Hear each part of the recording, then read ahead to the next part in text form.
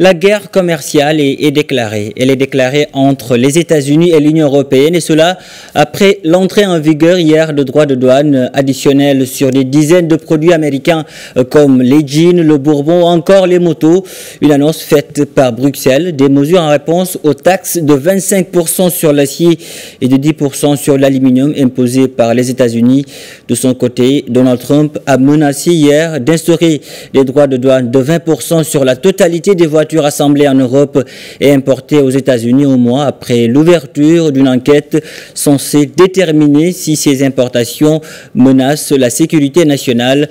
À ce propos, écoutons Jean-Éric Brana, maître de conférence à l'Université Paris 2 et chercheur à l'IRIS.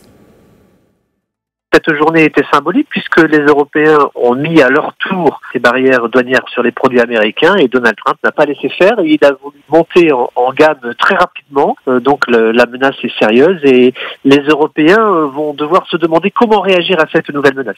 C'est vrai que les Américains importent pour plus de 40 milliards de véhicules par an, des sommes très importantes. Là-dessus, évidemment, les Allemands sont les premiers touchés puisque BMW et Mercedes sont très présents aux États-Unis.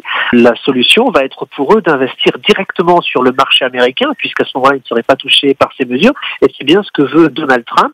Dans un deuxième temps, c'est vrai que les équipementiers, notamment français, sont touchés. Donald Trump essaie de faire plier et une idée en tête, c'est d'enlever toutes les barrières douanières sur l'ensemble des alliés, ce qui avantage les produits américains là encore, puisque c'est les Américains qui ont le plus à gagner dans ce combat-là.